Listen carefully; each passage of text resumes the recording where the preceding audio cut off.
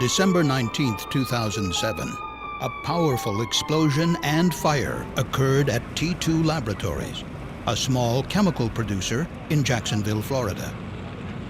The blast killed and injured workers, destroyed T2 Laboratories, and extensively damaged 4 nearby businesses.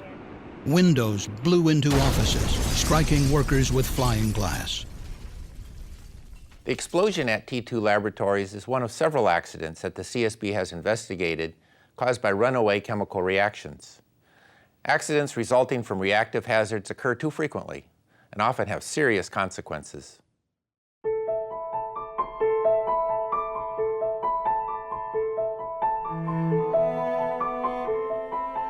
Behind me on this concrete pad, there used to stand a structure some 50 feet high that had a reactor vessel in it, in which the company that operated here, T2 Laboratories Incorporated, manufactured a chemical known as methylcyclopentadienyl manganese tricarbonyl, or MCMT for short.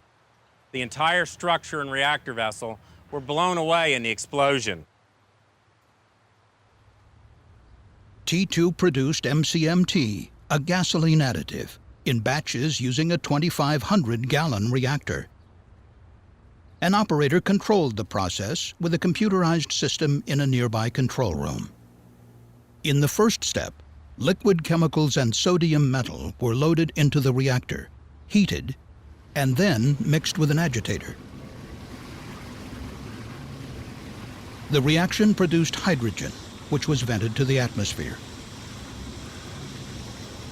In normal operations, when the temperature reached 300 degrees Fahrenheit, the operator would turn off the heating system. But because this reaction was exothermic, or heat-producing, the temperature inside the reactor would continue to rise. At 360 degrees, operators would begin to periodically fill the reactor's cooling jacket with water. As the water boiled, heat was removed, controlling the temperature. However, on the day of the accident, the CSB found that the operator tried to cool the reactor as usual, but the cooling system likely malfunctioned, perhaps due to a blockage in the water supply piping or a valve failure. The temperature and pressure inside the reactor began to rise uncontrollably in a runaway chemical reaction. T2's co-owners returned to the plant after a worker called to report the cooling problem. While one owner searched for the plant mechanic, the other went to the control room. Concerned about a possible fire, he warned employees to move away from the reactor.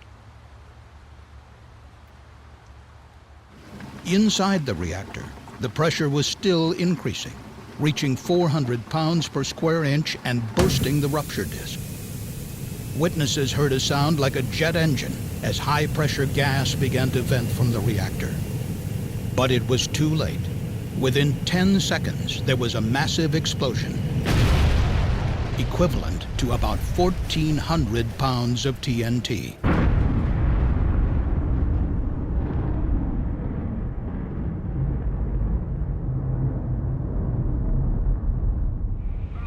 The blast damaged buildings over 1,500 feet away. Debris rocketed up to a mile. The co-owner and the operator in the control room were killed. 2 operators further away died from flying debris.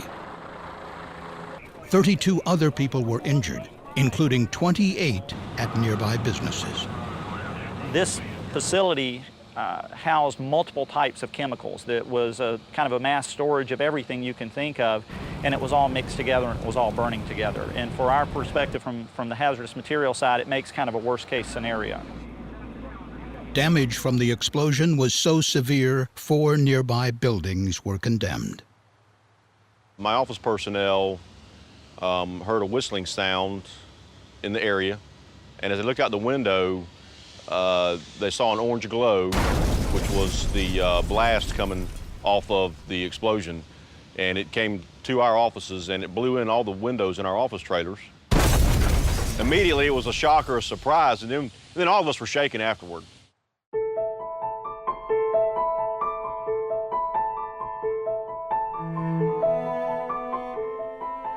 In 2002, the CSB completed a study on reactive chemical hazards. The study identified 167 serious accidents involving uncontrolled chemical reactions between 1980 and 2001, causing 108 deaths and hundreds of millions of dollars in property damage. When mixing chemicals that have an exothermic reaction, you need to be aware of the amount of energy that could be released by the reaction to prevent vessels from bursting like the one that happened here. T2 developed its MCMT process using a 1-liter reactor. The company then scaled up the process directly to full production volume in the 2,500-gallon reactor. After 41 batches, T2 increased the batch size further by 1/3. As the scale of the reaction increased, effective cooling became ever more difficult.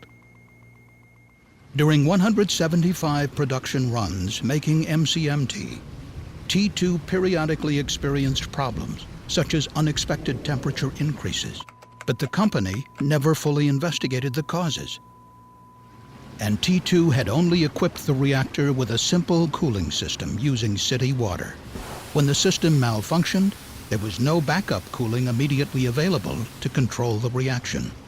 The most important thing to managing reactive chemistry hazards is that you have to have a thorough and complete understanding of your chemistry under design conditions and also under all foreseeable abnormal conditions. The CSB has noted that to prevent reactive chemical accidents, companies should identify and thoroughly evaluate reactive hazards in their processes, implement appropriate emergency pressure relief systems and other design safeguards, develop effective operating procedures and training programs, and carefully manage any changes to existing processes, and plan for possible accidents, including evacuation drills and emergency response exercises. Although T2's owners had undergraduate degrees in chemistry and chemical engineering and experience in the chemical industry, neither had been trained on how to recognize or control reactive hazards. A large portion of the incidents have occurred because the people who are actually running the process were not aware either of the existence of the reactive chemistry hazard or of the potential magnitude of the consequences associated with that chemical reaction hazard. So a lot of the problem, I think, is education and awareness.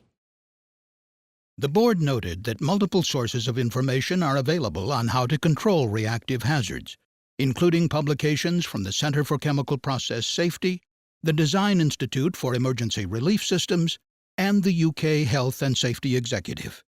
Following the T2 investigation, the CSB recommended that the American Institute of Chemical Engineers work to incorporate education about reactive hazards into college-level chemical engineering curricula.